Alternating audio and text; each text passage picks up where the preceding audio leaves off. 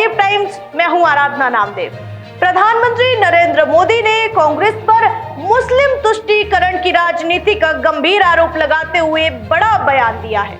हरियाणा के हिसार में जनसभा को संबोधित करते हुए पीएम मोदी ने कहा कि अगर कांग्रेस सच में मुसलमानों की हितैषी है तो पार्टी किसी मुसलमान को अध्यक्ष क्यों नहीं बनाती। प्रधानमंत्री ने कहा कि कांग्रेस ने वक्फ कानून का इस्तेमाल कट्टरपंथियों को खुश करने और वोट बैंक की राजनीति के लिए किया। उन्होंने कहा कि कांग्रेस ने मुसलमानों को सिर्फ इस्तेमाल किया है, अधिकार नहीं दिए हैं। प्रधानमंत्री नरेंद्र मोदी ने हरियाणा के हिसार में कांग्रेस पर निशाना साधते हुए बड़ा बयान दिया। उन्होंने कहा कि कांग्रेस ने दशकों तक मुसलमानों का इस्तेमाल किया, लेकिन उनके अधिकारों की रक्षा कभी नहीं की। पीएम मोदी ने कहा कि अगर कांग्रेस को सच में मुसलमानों की चिंता है तो किसी मुसलमान को पार्टी का अध्यक्ष क्यों नहीं बनाया गया।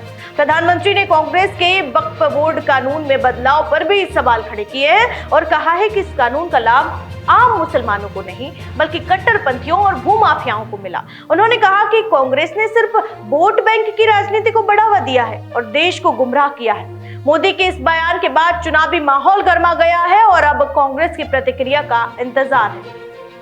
ये कहते हैं कि उन्होंने मुसलमानों के हित में किया। मैं जरा ऐसे सभियों से पूछना चाहता हूं, वोट बैंक के भूखे इन राजनेताओं से कहना चाहता हूं, अगर सच्चे अर्थ से आपके दिल में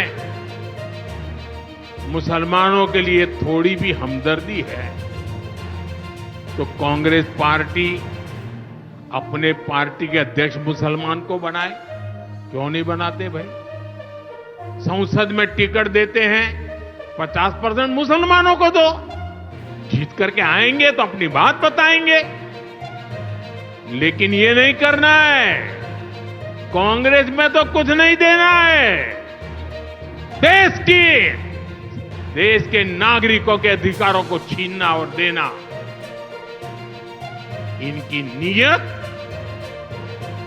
किसी का भी भला करने की कभी नहीं रही, मुसलमानों का भला करने की भी नहीं रही।